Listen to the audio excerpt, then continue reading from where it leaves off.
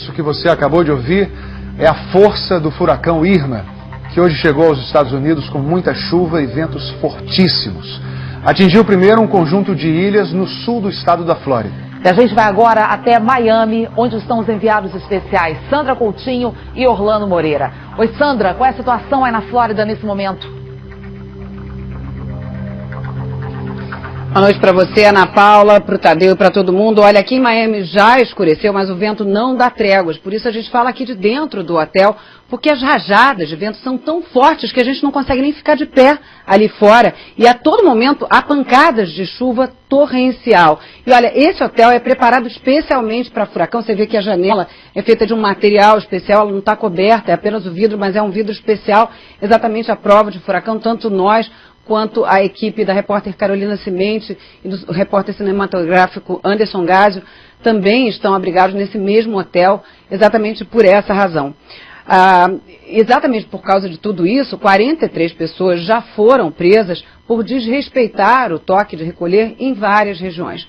Essa primeira região atingida pelo Irma aqui nos Estados Unidos, como você dizia, as Florida Keys, né, como é conhecida essa região, elas são um pequeno conjunto de ilhas que ficou totalmente inundado. Ao longo do dia, o Irma perdeu força. Por volta das 4 da tarde, tocou o solo numa região chamada Ilha Marco, no sudoeste aqui do estado da Flórida, e logo depois foi rebaixado para a categoria 2. Mesmo assim, continua provocando estragos por onde passa. 28 pessoas morreram no Caribe. Aqui na Flórida, 3 pessoas já morreram, todas em acidentes de carro. 36 milhões de pessoas, neste momento, sentem os efeitos do Irma. A gente vai acompanhar na reportagem dos enviados especiais Carolina Cimente e Anderson Gásio, que acompanharam a situação ao longo do dia. O olho do furacão Irma chegou com categoria 4 às Florida Keys, um arquipélago no extremo sul do estado, por volta das 10 da manhã, hora de Brasília. Esse meteorologista, na ilha de Sandal Bunch, se arriscou para tentar medir a velocidade do vento e marcou quase 200 km por hora. Tampa, 400 km ao norte, amanheceu calma e demonstrando um efeito curioso do Irma. O mar sumiu. O furacão causou uma diferença de pressão atmosférica tão grande que fez algumas regiões em torno da tempestade ficarem com a maré muito baixa. Não foi o caso de Miami. A cidade ficou alagada. Parte da costa americana viu o nível do mar subir em mais de 5 metros. A maré, a chuva e o vento compõem o coquetel mortal que é um grande furacão como o Irma. Perto do olho do furacão, o vento chega a 215 km por hora, com rajadas até mais fortes. Nesse momento, aqui em Miami, a gente está a 150 km do olho do furacão. E olha só como é que a gente está aqui. Às 5:30 da tarde, hora de Brasília, o olho do Irma passou por Naples, uma cidade de 20 mil habitantes. Esse repórter de um canal de meteorologia tentou enfrentar a fúria da tempestade. A imensidão do Irma pôde ser vista do espaço. Esse vídeo da Agência Espacial Americana mostra as nuvens cobrindo uma extensão de mais de 1.000 quilômetros. Uma tormenta maior que a própria Flórida, um estado com 21 milhões de habitantes. Os estados da Geórgia, Carolina do Sul e Tennessee também correm o risco de enchente. Em Cuba, ontem, as ondas chegaram a 11 metros. O furacão atingiu o país na categoria máxima, 5.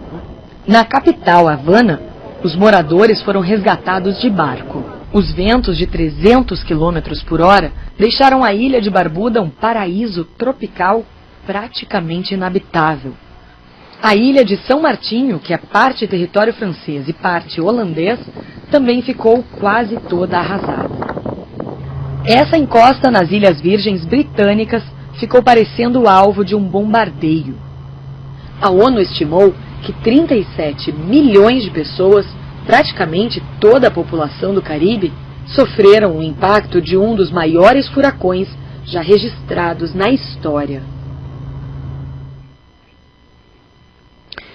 Olha, aqui neste momento, 3 milhões de casas e lojas da Flórida estão sem energia elétrica, inclusive aqui o nosso hotel, que só está funcionando à base de gerador, mas isso com luz apenas nas áreas comuns.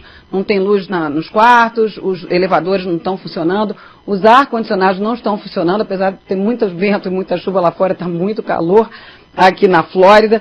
6 milhões e meio de pessoas foram retiradas das casas aqui na Flórida, a maior retirada obrigatória da história do estado. Na Geórgia, 540 mil pessoas também já receberam ordem para deixar as casas e 125 mil pessoas estão nesse momento em abrigos. Eu acompanhei como alguns brasileiros que moram aqui na Flórida se prepararam para a chegada do Irma.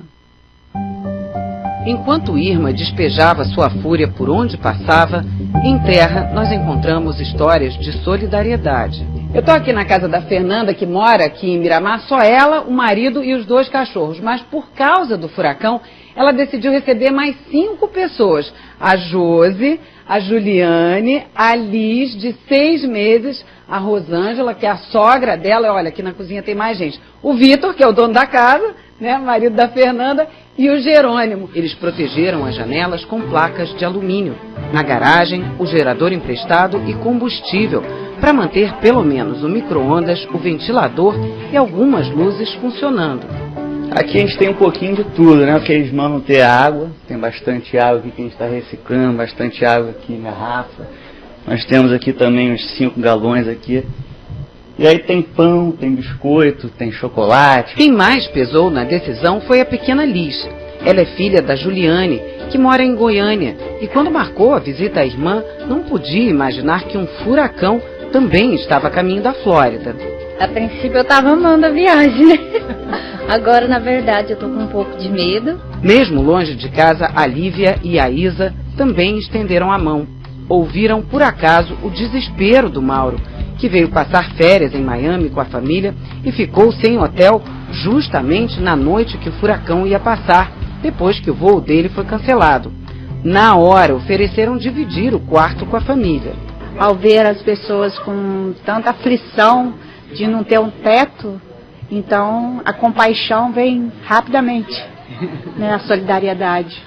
Se não fosse a solidariedade de outras brasileiras que contaram a gente que conseguiram vir para cá e conseguiram um quarto, de oferecer um quarto para a gente ficar, eu ia ter que ir para um abrigo. Hello guys, eu sou a Manu. Na internet, os vídeos dessa fofura de 10 anos foram o jeito que a mãe dela encontrou para tranquilizar a família em São Paulo. Eu acho que ela conta até de uma maneira mais positiva, porque mostrava que ela estava ali sorrindo, com uma cara alegre. A família da Manu saiu de casa em Miami e dirigiu até Orlando.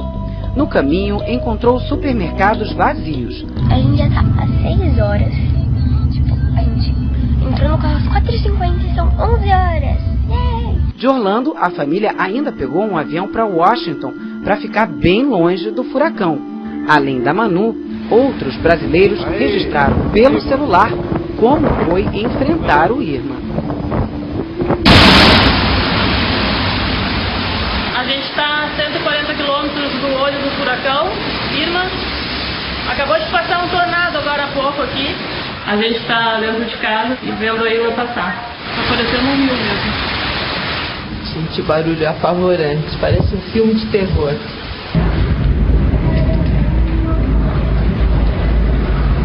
Bom, agora os ventos aumentaram um pouquinho, caiu uma árvore aqui dentro do nosso condomínio.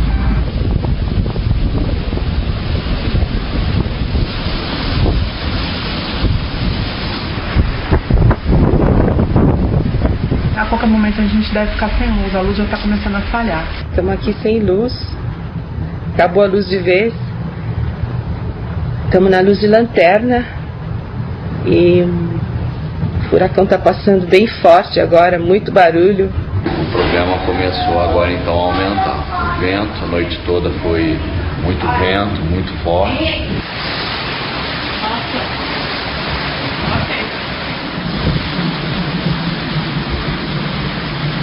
Agora está intensificando as chuvas.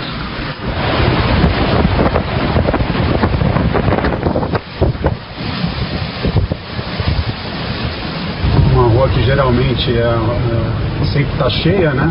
Você vê que está praticamente vazia, ninguém nas ruas. Encontrei mais um lugar, um único posto aqui por enquanto que encontrei, mas você pode ver que as coisas estão vazias aqui atrás, muita gente tentando pegar aqui o que consegue. Estou filmando dentro da garagem do meu prédio. O vento está muito forte, a água está ficando por todo lado. São ventos de 90 a 120.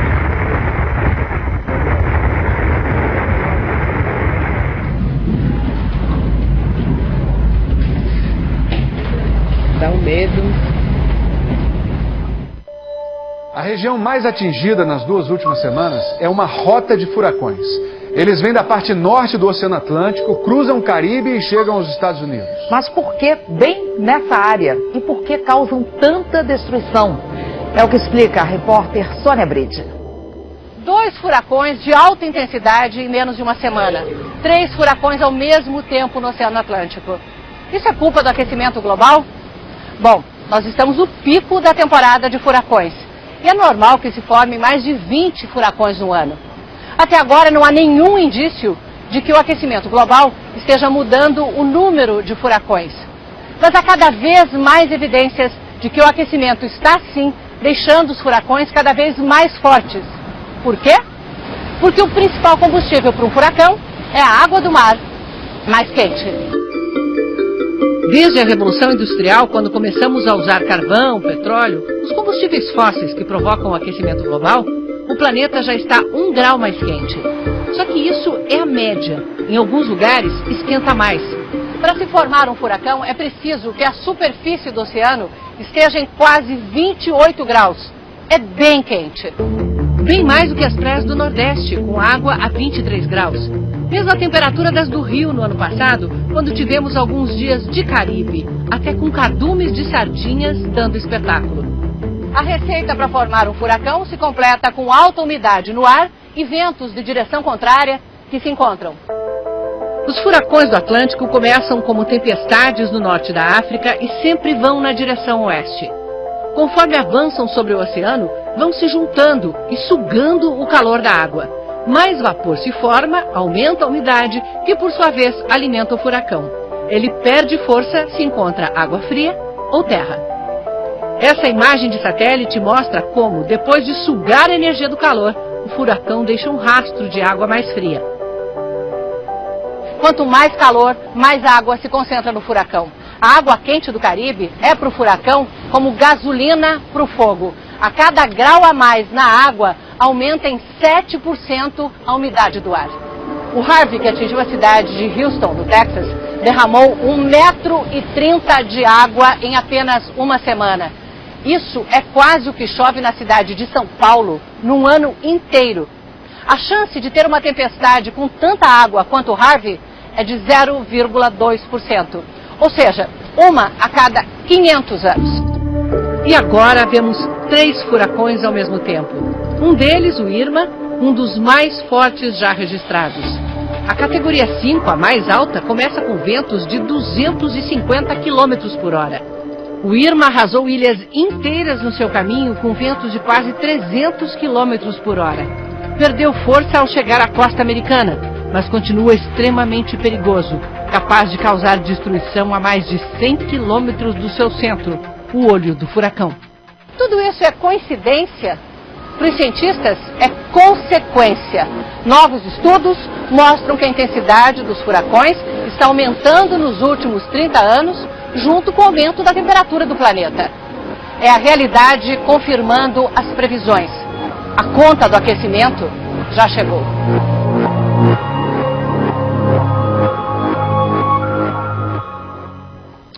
Para medir uma das maiores tempestades da história, meteorologistas americanos fazem o que parece impossível. Entram no olho do furacão.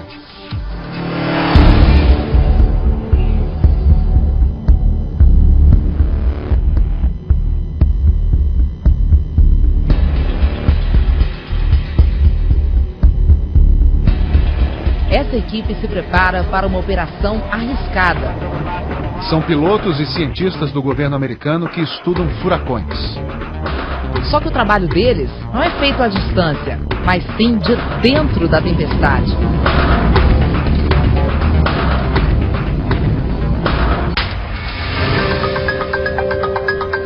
Na alta temporada, os chamados caçadores de furacão decolam de uma base no centro da Flórida e seguem na direção das tormentas. Nos últimos dias, o destino foi o Irma. No canto direito da tela está o tenente Robert Mitchell, piloto experiente nessas missões. A gente usa uma aeronave militar dos anos 50, feita para ser muito robusta.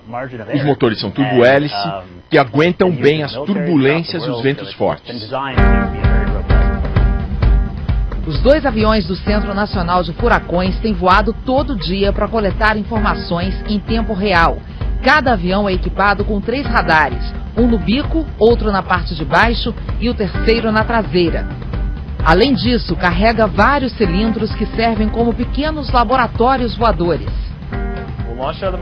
Eles são lançados pela parte inferior do avião e abrem um paraquedas.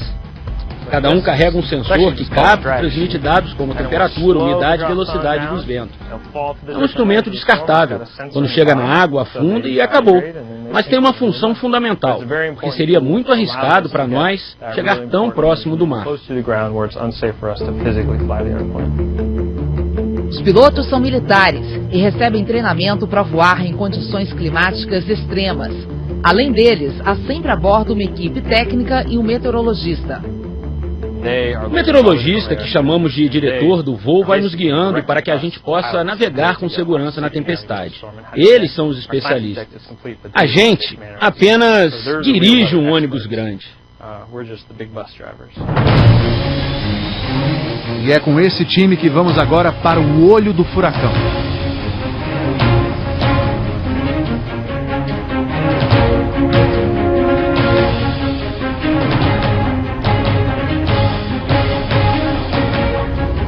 O avião se aproxima do miolo do Irma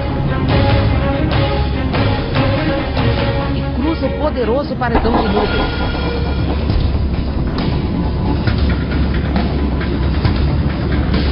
É importante chegar ao olho do furacão para medir a pressão atmosférica, um dado que ajuda a entender a potência da tempestade.